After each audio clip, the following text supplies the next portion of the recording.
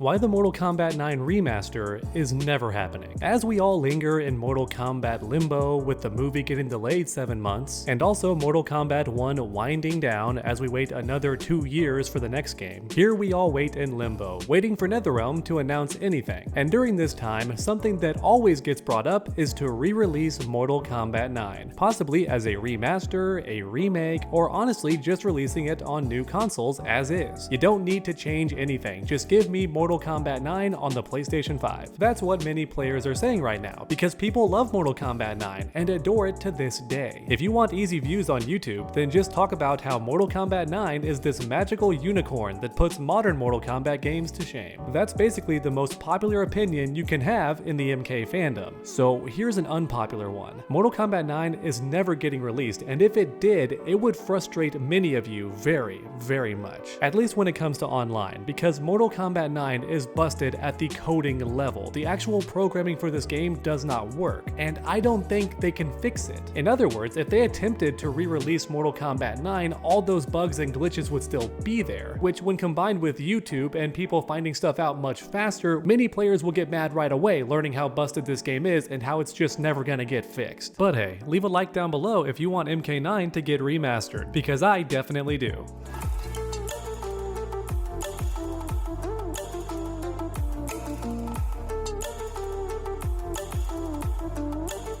Okay, the main reasons I think NetherRealm is scared to remaster MK9. First up, we have Player 1 advantage, and the name is self-describing. If you play Mortal Kombat 9 against anybody and you're Player 2, then immediately you're at a big disadvantage, because you'll lose every single trade in this game. Yeah, that's a pretty big deal, but for anyone watching who's not aware what a trade is, to put it simply, if you and your opponent attack at the exact same time, normally both of you would get hit. That's how pretty much every other fighting game does it, but in Mortal Kombat 9 specifically, only Player 2 gets hit in that situation. Player 1 wins every single trade, which may sound crazy, and I bet a lot of you don't believe me right now, because this game was played at tournaments for money. Surely there was some workaround to this nonsense. But honestly, no, there wasn't. Instead, players would flip a coin before every match to see who was Player 2, and I'm not joking. This Player 1 advantage was never fixed, which means even if you and the opponent pick the exact same character, Player 2 has a losing matchup every single time, because they'll lose every single trade. Oh, and also I think Player 1 has access to special combos that Player 2 can just never do. Yeah, that's just one more example of Player 1 advantage. If you have the left side of the screen and you're Player 1, you just have advantages that Player 2 goes without. However, with all of this being said, some of you might think, well, NetherRealm could fix this bug and then remaster Mortal Kombat 9. And yes, that would be fantastic.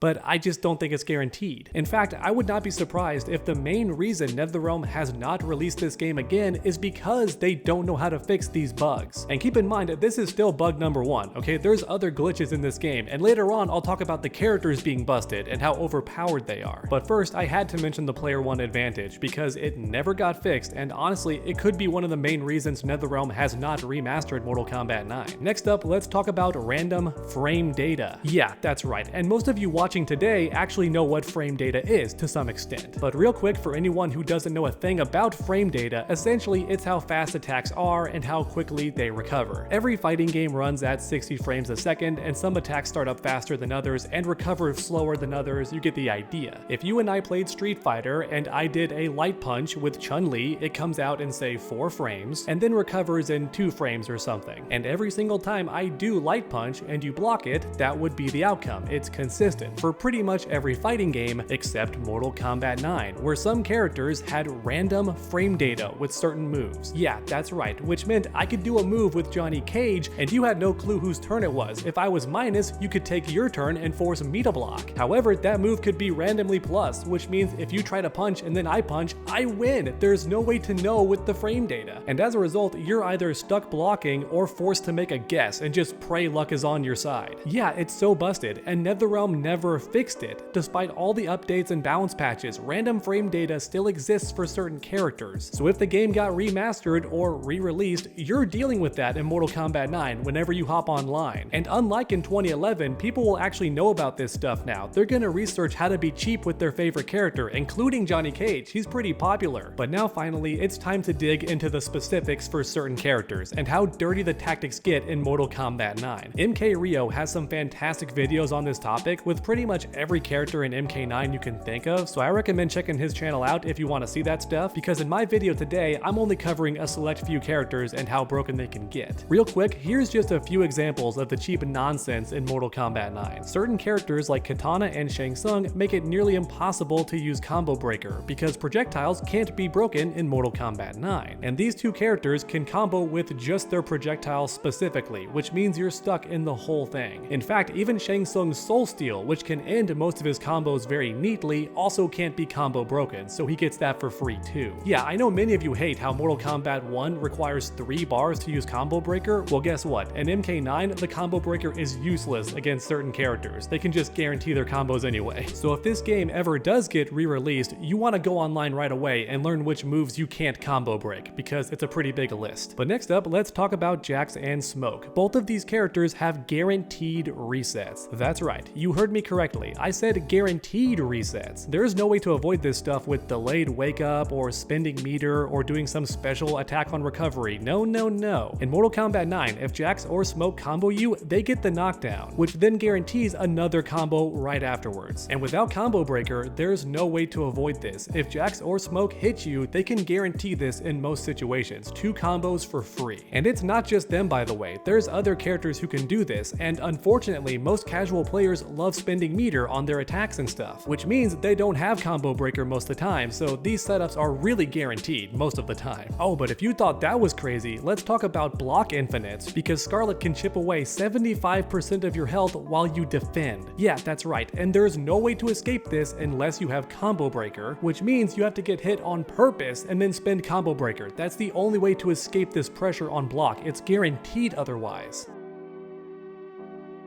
So yeah, that's pretty nutty, and Cabal has an infinite too. Maybe it got patched, I can't remember, but Cabal had an infinite on block too that was nuts. And in fact, even Shiva has a block infinite, but you can duck it, that's the thing. If you're smart enough to release block and crouch, you can avoid this. However, be careful, because Shiva's overhead, which only works if you crouch, leads to like 50% damage, and it's a short combo too, it's easy. Which means ducking is a risk against Shiva, but also the only way to avoid her block infinite. And that's assuming you're smart enough to duck and avoid the block infinite that way. I think lots of people will just be stuck blocking or get counter hit for some decent damage. They're not gonna know what to do. Yeah, Mortal Kombat 9 is filled with stuff like this. We'd be here all day if I mentioned the specifics for every character. And yes, I said every character because that's how Mortal Kombat 9 is. Every character has something busted or at least unfair. I've seen people on social media say, well, if everybody is broken, then nobody is. No, that's not even close to true, and I seriously hope everyone who says that is joking and just being ironic, because that's not how reality works, okay? If everyone is broken,